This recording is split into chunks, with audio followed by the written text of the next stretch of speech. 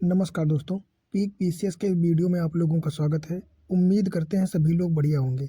तो जैसा कि इसके पिछले वीडियो में हम लोगों ने जो है ये सारी चीज़ें देख ली थी, है ना? क्या देखा था? सुशासन व नव लोकतंत्र का प्रबंधन, है ना? जिसमें हम लोगों ने देखा था कि पारंपरिक लोक प्रशासन या प्रबंधन का क्या तरीका था और उसकी क्या विशेषताएँ थी और विकास परक या जो नया वर्तमान में चल रहा है लोक प्रशासन, इसकी क्या विशेषताएँ हैं। तो ये सारी चीज़ें हम लोगों ने जो है देख ली थी। तो अगला कॉन्सेप्ट हो जाएगा अपना शासन व्यवस्था और ईमानदारी का जो दार्शनिक आधार है वो क्या है। इसको हम लोग एक एक करके डिस्कस करेंगे जो है। अगर सबसे पहले बात करें पश्चिमी अवधारणा। पश्चिम का मतलब होता है कि मान लेते हैं ये है, तो यहाँ पे इंडिया है, ठीक है। तो इंडिया के पश्चिम में पड़ने वाले जितने देश हो जाए, फिर यूएसए, नॉर्थ अमेरिका हो जाए, साउथ अमेरिका हो जाए, यूरोप हो जाए, है ना, यहाँ खाड़ी देश हो जाए, अफ्रीका हो जाए, तो ये सारे जो हैं ये चूँकि भारत के पश्चिम में आते हैं, इसलिए हम लोग कहते हैं ये पश्चिमी देश हैं और इनकी जो अवधारणा है, तो इसको हम लोग पश्चिमी अवधारणा कहते हैं, है ना। वहाँ के लोगों की विचारधारा क्या है, वहाँ के लोगों का प्रशासन कैसा है, वहाँ की शासन कैसे है ना, वहाँ पे जनता का क्या अधिकार होता है, ये सारी चीज़ें जो हैं ये पश्चिमी क्षेत्रों की मानी जाती हैं। तो देख लेते हैं, अगर इसमें कौन कौन से, एक तो दार्शनिक हो जाएंगे, एक तो प्लेटो हो जाएंगे, अरस्तु हो जाएंगे, कांट हो जाएंगे, ये लोग हो जाएंगे, है ना। तो प्लेटो क्या कहते हैं? प्लेटो कहते हैं कि आदर्श राजा व आदर्श राज्य, है ना। इन्होंने किस चीज़ की परिकल्पना की है कि एक राजा जो है वो आदर्श राजा होना चाहिए, आइडियल राजा होना चाहिए और वहाँ की जनता जो है वहाँ पे सभी के साथ जो है अच्छा व्यवहार होना चाहिए, सभी आदर्श रूप में जो है रह रहे हों, है ना। ये जो है अवधारणा प्रस्तुत करी है इन्होंने। फिर बात करें अरस्तु ने क्या कहा है, तो अरस्तु ने कहा है कि राज्य मनुष्य की सर्वोच्चतम अच्छाइयों व नैतिक कर्तव्यों का निर्वहन करता है ना। तो राज्य का क्या विशेषता होती है, राज्य का क्या कार्य होता है कि ये सर्वोच्चतम अच्छाइयों और नैतिक कर्तव्यों का निर्वहन करता है तथा राज्य का सर्वोच्च लक्ष्य क्या होता है कि लोगों के जीवन की रक्षा और जो है खुशियों में वृद्धि करना, है ना। तो राज्य का मुख्य उद्देश्य यही होता है कि वहाँ के राज्य की जो जनता है उसमें खुशियाँ हमेशा बनी रहें और उनके जीवन की रक्षा करना तथा हर संभव प्रयास करना, उनकी सहायता करना, है ना, उनकी समस्याओं का समाधान करना या जो चीज़ें उनके पास नहीं है आवश्यकता की चीज़ें वो प्रोवाइड करना, है ना। ये मुख्य उद्देश्य होता है। और उपयोगितावाद भी क्या कहता है कि अधिकतम लोगों का अधिकतम सुख, है ना। उपयोगितावाद का भी मुख्य उद्देश्य या मुख्य लक्ष्य यही होता है कि अधिक सरकार, राजा और सरकार वहाँ की या फिर शासन ऐसा होना चाहिए कि अधिकतम लोगों का अधिकतम सुख होना चाहिए, है ना। ये व्यवस्था जो है ये अवधारणा उन्होंने मानी है। अगला बात करें कांट की नैतिक कर्तव्यवादी धारणा, है ना।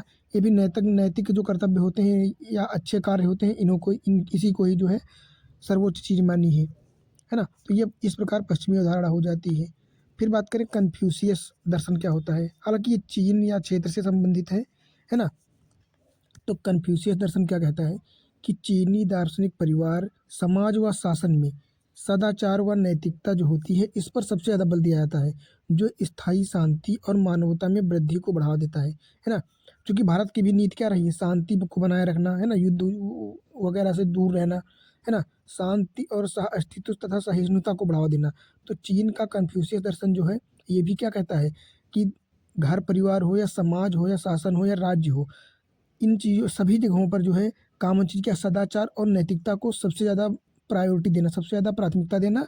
और इन्हीं जो नैतिकता और सदाचार के कारण ही क्या है, स्थायी शांति और मानवता में वृद्धि करी जा सकती है। तो ये इनका दर्शन है, ठीक है। फिर बात करते हैं शासन की भारतीय दर्शन अवधारणा, है ना। शासन की भारतीय दार्शनिक अवधारणा क्या है, भारत का जो है दर्शन क्या है, तो इसमें कौन हो जाएंगे, कौटिल्य हो जाएंगे, बौद्ध दर्शन हो जाएगा, जैन दर्शन हो जाएगा, है ना, ये सारे हो जाएंगे। तो इसमें हम लोग बात करते हैं कौटिल्य। तो कौटिल्य क्या कहते हैं कि प्रजा के सुख में ही राजा का सुख होता है। कौटिल्य का सबसे सही ये है विचार कि प्रजा के सुख में ही राजा का सुख है, अर्थात कल्याणकारी राज्य की अवधारणा, जिसको हमारे भारतीय संविधान के डीपीएसपी नामक क्षेत्र में भी भाग 4 में जो है शामिल किया गया है ना। क्या, कल्याणकारी राज्य की अवधारणा, जिसको हम लोग क्या कहते हैं, है ना, डायरेक्टिव प्रिंसिपल ऑफ, है ना। तो डीपीएसपी को क्या कहते हैं हम लोग, directive principle of state policy, है ना। तो इनको जो है शामिल किया गया है इसमें। अगला क्या है, बौद्ध दर्शन क्या कहता है, तो बौद्ध दर्शन कहता है कि राजा का मुख्य उद्देश्य सामाजिक व्यवस्था और नैतिकता की रक्षा करना है। यहाँ पे राजा से तात्पर्य राजा ना होकर जो है शासक से होता है, सरकार के मुख्य या प्रधानमंत्री या राष्ट्रपति से माना जाता है ना, या राज्य के सर्वोच्च पदाधिकारी से कहा जाता है। तो राजा का मुख्य उद्देश्य क्या होता है? सामाजिक व्यवस्था और नैतिकता की रक्षा करना, समाज में सामाजिकता बनाए रखना तथा नैतिकता को बढ़ावा देना, है ना। शासन व्यवस्था ईमानदारी व सत्यनिष्ठा पर आधारित होती है, काहे पर? ईमानदारी और सत्यनिष्ठा पर। बात करें अगर आधुनिक मूल्य कौन कौन से हो जाएंगे इसके लिए, है ना, तो इसमें कौन सा हो जाएगा? एक तो संविधानवाद हो जाएगा, कार्य कुशल नौकरशाही हो जाएगी, राजनीतिक प्रतिबद्धता, लोकतांत्रिक मूल्य, सहिष्णुता, है ना, तथा गुणवत्तापूर्ण शासन प्रणाली। ये मूल्य जो है आधुनिक मूल्य हैं, और ये क्या करते हैं? ये जो है भारतीय दार्शनिक व्यवस्था को या सामाजिक व्यवस्था और नैतिकता को बढ़ावा देने में महत्वपूर्ण भूमिका निभाते हैं, है ना। इसी प्रकार अगला टॉपिक क्या हो जाएगा अपना, कि सरकार में सूचना का आदान प्रदान और पारदर्शिता ये किस प्रकार होती है और इसका क्या महत्व है ना, ये देखेंगे हम लोग। अगर बात करें तो पहला पॉइंट हो जाएगा, विभिन्न कार्यों को करने के लिए सूचना मनुष्य क्या क्या है? मूलभूत हो सकता है। कि अगर आपको कोई कार्य करना है या कुछ भी प्लानिंग करना है, तो उसके लिए सबसे ज़्यादा क्या सूचना की आवश्यकता होती है। मान लो आपको यूपीपीसीएस या यूपीएससी की तैयारी करना है, ठीक है, तो इसके लिए सबसे पहले क्या है? इसके लिए पहले सूचना या चीज़ों की जानकारी होनी चाहिए आपको, कि ये होता क्या है एक्चुअल में, है ना। इससे आपको क्या करना होगा ये कार्य करने के बाद। इसके लिए आपको सिलेबस की ज़रूरत पड़ेगी, पीवाईक्यूज़ की ज़रूरत पड़ेगी, है ना, कोचिंग की ज़रूरत पड़ेगी, मेंटोर की ज़रूरत पड़ेगी। तो ये सारी जानकारियाँ होनी चाहिए, है ना। ये सारी सूचनाएँ अगर आपको नहीं होंगी तो आप कैसे काम कर पाओगे? तो इसलिए कहा गया है कि मूलभूत आवश्यकता क्या होती है विभिन्न कार्यों के लिए? सूचना। फिर सूचनाओं के लोकतंत्रीकरण को बढ़ावा, जिसमें आम जनता तक सही और पारदर्शी तरीके से सूचनाओं की पहुंच सुनिश्चित हो सके, है ना। मान लो सरकार कोई कार्य कर रहा है, कोई योजना चला रही है, तो उसके बारे में पूरी जानकारी सिटीजन चार्टर के रूप में जो है जनता तक पहुंचनी चाहिए। जनता को पता होना चाहिए कि अगर वो टैक्स दे रही है तो उस टैक्स का जो है किस प्रकार से यूज किया जा रहा है, कहीं मिसयूज तो नहीं किया जा रहा है, सरकार कहीं गलत फलत कार्यों में या तो नहीं यूज कर रही है, या किसी भी अपने अय्याशी में तो नहीं उड़ा रही। ये सारी चीज़ें क्या है? यही सारी चीज़ें तो हैं पारदर्शिता, ताकि पता चलता रहे जनता को कि उसका पैसा खराब नहीं हो रहा, उन्हीं के कार्यों पर या उन्हीं की समाज सेवा में जो है लगाया जा रहा है, उन्हीं के इंफ्रास्ट्रक्चर के लिए लगाया जा रहा है। तो ये सारी चीज़ें हो जाती हैं। फिर बात करें, ऐसे सूचना संचालित समाज का निर्माण करना, जिसमें न्यूनतम नौकरशाही व प्रक्रियात्मक औपचारिकता के बजाय सेवाओं व सुविधाओं की पहुँच निश्चित कर सुशासन को मजबूत करें, है ना। तो सूचना का तंत्र ऐसा होना चाहिए कि हर व्यक्ति तक सूचना आसानी से पहुंच सके। जैसे वर्तमान में क्या है? आईसीटी इंफ्रास्ट्रक्चर क्या है? अभी तो कम्युनिकेशन टेक्नोलॉजी हो जाएगा, इंटरनेट हो जाएगा, है ना। और सभी चीज़ों की या हर योजना के लिए जो है अलग एक वेब पोर्टल बना दिया जाता है, ऐप बना दी जाती है, जिससे क्या है कि किसी भी चीज़ की जानकारी लेना है आपको, तो सर्च इंजन में जाते हो, तुरंत ही सर्च करते हो, तुरंत जानकारी मिल जाती है। तो अभी क्या है, हर चीज़ की जानकारी जो है ऑनलाइन अवेलेबल है, और आप जब चाहें तब उसको जो है प्राप्त कर सकते हैं, या कोई भी आम जनता प्राप्त कर सकती है। तो क्या है? पारदर्शिता को बढ़ावा दे रही इलेक्ट्रॉनिक क्षेत्र, है ना। अगला क्या है कि सूचनाएं लोकतंत्र सरकार का आधार होती हैं, जाहिर सी बात है, जो नागरिकों के सामाजिक, आर्थिक और राजनीतिक जीवन पर जो है प्रभाव डालती हैं, है ना। तो उम्मीद करता हूँ ये सारी चीज़ें आप लोग समझ रहे होंगे अच्छे से, है ना। फिर बात करते हैं शासन में पारदर्शिता, है ना। क्या होता है शासन में पारदर्शिता? तो देश में सुशासन हेतु शासन में पारदर्शिता अति महत्वपूर्ण है, ठीक है। तो पारदर्शिता का अर्थ क्या होता है? पारदर्शिता का तो अर्थ होता है खुलापन, सूचना की आसानी से प्राप्ति व उत्तरदायित्व, है ना। खुलापन का मतलब ऐसा नहीं है कि सारी सारी चीज़ों को गोपनीय रूप में जो है फाइलों पैकेट में बंद करके रख दिया जाए। सूच खुलापन का मतलब होता है सूचनाओं तक लोगों की आसानी से पहुंच हो सके। जैसा कि अभी हमने बताया कि अभी तो हर क्षेत्र में हर योजना के लिए इलेक्ट्रॉनिक सिस्टम बना दिया गया है ना, कि वेब पोर्टल हर चीज़ के बनाए गए हैं। जैसे आपको किसी चीज़ की या करंट अफेयर्स की जरूर जानकारी लेना होता है क्या, तो पीआईबी पे जाते हैं, है ना, पीआईबी इंडिया। तो इसी प्रकार हर चीज़ की जानकारी आपको मिल जाती है। जैसे ही कोई नया योजना चलती है, जैसे ही कोई मीटिंग होती है, देश इंटरनेशनल हो या नेशनली हो, है ना, तो ये सारी चीज़ें जानकारी मिल जाती है आपको। तो ये क्या है? ये पारदर्शिता है। अगला, किसी भी लोकतांत्रिक व्यवस्था में जवाबदेही और पारदर्शिता बुनियादी मूल्य है। तो जाहिर सी बात है, जवाबदेही और पारदर्शिता तो होनी ही चाहिए, है ना। फिर बात करें पारदर्शिता, तो पारदर्शिता के अन्य कौन कौन से घटक हो जाएंगे? तो एक तो इसमें हो जाएगा खुलापन, है ना, ओपननेस, जवाबदेहिता, रिस्पॉन्सिबिलिटी, लोक सेवक व जनता के मध्य विश्वास। इन लोक सेवक और जनता के मध्य विश्वास होगा तभी तो सरकार के प्रति जो जनता अपना कार्य में सहयोग करेगी, है ना। मान लो किसी क्षेत्र में कोई नया अधिकारी आया है, तो विश्वास उन दोनों के बीच मध्य तभी बनेगा जब वो अपनी दक्षता के साथ अपना कार्य करेगा, बिना किसी धांधली के या बिना किसी असमानता के, है ना? फिर जनता भी, नॉर्मल आम जनता भी उनके सहयोग करेगी उनके कार्यों में, है ना? इसी प्रकार शक्ति का विकेंद्रीकरण। तो शक्ति का विकेंद्रीकरण से तात्पर्य होता है कि सारी शक्तियाँ किसी एक हाथ में ना जाने पाएँ, है ना? नहीं तो तानाशाही या निरंकुशता बढ़ जाएगी। जैसे नॉर्थ कोरिया में आप लोग देख ही सकते हैं, है ना? तो इसी प्रकार क्या है, अपने यहाँ हर क्षेत्र के लिए अलग-अलग विभाग बनाए गए हैं और उन विभागों में भी सब कैटेगरी बनाएँगी, उसके बाद भी सब कैटेगरी बनाई गई हैं। तो जो पावर है ना, ये सभी के पास डिस्ट्रीब्यूट कर दी गई है। एक हाथ की बजाय बहुत सारे लोगों को दे दी गई है पावर। ऐसा नहीं है कि मतलब गलत करे तो गलत कर ही डाले, वो नहीं कर सकता क्योंकि उसके पास एक तो जवाबदेहिता भी है और शक्ति का जो है विकेंद्रीकरण भी है। दूसरा, संवैधानिक मूल्यों पर आधारित कार्यप्रणाली, है ना? आप ऐसा कोई कार्य नहीं कर सकते हैं जो संवैधानिक मूल्यों का उल्लंघन करता हो या कानून या नियमों का उल्लंघन करता हो। आपको इनके साथ कार्य करना पड़ेगा, है ना? फिर बात करें सार्वजनिक फंड का सदुपयोग या अच्छे से उपयोग, है ना? ऐसा नहीं है कि सार्वजनिक फंड जो सरकार का है तो उसको सरकार का समझ के अपने हितों में यूज़ कर लेना या फालतू, जहाँ पे ₹10 की ज़रूरत है वहाँ पे ₹15 का यूज़ करना, है ना? सदुपयोग का मतलब होता है जितना कम पैसा लगा के अच्छा काम निकाला जा सके उस हिसाब से कार्य करना, दक्षता से कार्य करना, है ना? अगला, जन सेवक की दक्षता, है ना? जो कार्य कर रहा है जो अधिकारी, उस वो भी उस कार्य में स्किल्ड होना चाहिए, एक्सपीरियंस्ड होना चाहिए, है ना? और जन भागीदारी, किसी भी कार्य या योजना के लिए जन भागीदारी सबसे महत्वपूर्ण चीज़ है, क्योंकि बिना जन भागीदारी के वो कार्य संभव हो ही नहीं सकता है ना? और पक्षपात रहित होना चाहिए तथा राइट टू इन्फॉर्मेशन, तो सूचना का अधिकार तो खैर होना ही चाहिए हर चीज़ के बारे में, हर क्षेत्र के बारे में।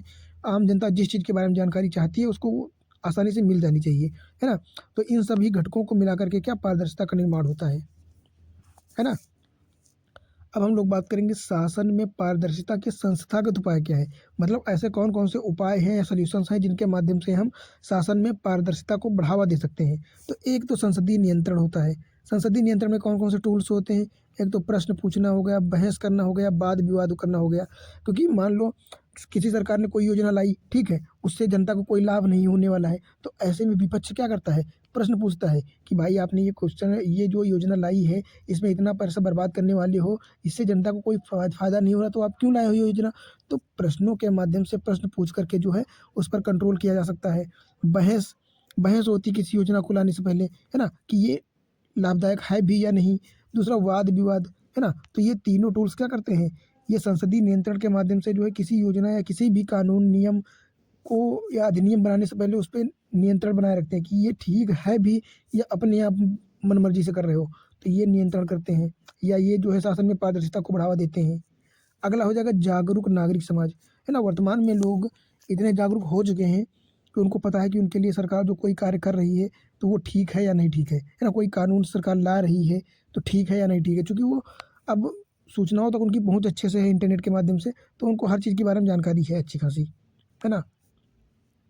फिर बात करते हैं व्यवस्थापिका के द्वारा बनाए गए ढांचे, जैसे राइट टू इंफॉर्मेशन हो गया, समय पर वस्तु व सेवा की डिलीवरी, ये सारी चीज़ें हो गई। इनके माध्यम से जनता किसी भी चीज़ की जानकारी प्राप्त कर सकता है ना?